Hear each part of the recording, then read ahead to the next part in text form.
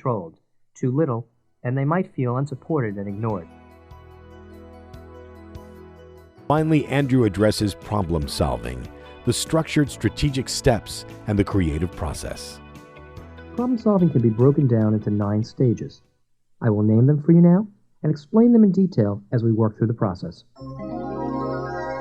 These steps are to 1. Identify the problem. 2. Clarify the problem. 3. Identify the cause. 4. Solicit alternative solutions to the problem. 5. Select one alternative for action. 6. Plan for implementation. 7. Clarify the contract. 8. Implementation. And 9. Evaluate results. These are the 9 stages of problem solving. It is during step 5, selecting an alternative, and the remaining steps that decision-making takes place. This being, making choices based on what you have discovered in the earlier steps.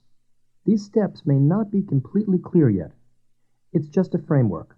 They will become clearer as we progress through this information. Problem solving is 90% strategic and only 10% creative. Most people don't approach it that way, and that's what gets them in trouble. Do not be fooled, though. While creativity represents only a small portion of the entire process, it is not less important. It is that creativity which gives meaning to the strategy and the overall process. Through exercising creativity, exciting, dynamic, and innovative options are derived. Most people don't see themselves as creative or involved in creative activities.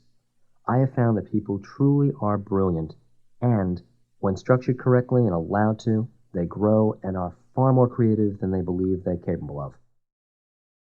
They believe that creativity means just being an artist or designer, and they don't see themselves in this way, but it's the contrary. I'm not going to teach you to be creative in this program. However, you are probably, as I have just said, much more creative than you realize. Let me offer you a few methods to assist in breaking down barriers to thinking creatively.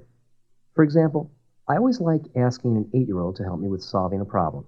Everyone notices how imaginative children are, and they are very creative and uninhibited. We are all like that. Then we grow up. We learn to limit ourselves, to follow directions, to do the right thing and accomplish our jobs in prescribed patterns. These routines can be useful. You probably don't want to have to rethink how to start your car and drive to work every day. However, routines can also be obstacles which make it hard to think about an issue in a new way or consider other possible ways of approaching it. There is an organizational way of doing this. It's called brainstorming. We will come to it shortly. First, though, I want to show you some techniques to break down or get around blocks to creativity. There are 2 reasons for doing this. First, being able to think creatively and imaginatively will be useful to you personally at all times. Second, brainstorming can be overused. If you do it all the time, it tends to become less effective.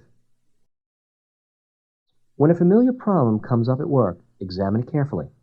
Ask yourself questions about it and go through the 3 steps of identifying and clarifying the problem and identifying the cause. Maybe the problem was not exactly what you thought it was. This is an important consideration. Assuming what the problem is without examining it can lead to mistakes. Even if it's just the same old problem cropping up again and again, explore it anew. By doing this, it can help you find a far better solution. By examining the problem as though it were completely new, you are already on your way to trying to solve it in a new way. For more information about Andrew Schwartz, you will find contact information included with this material.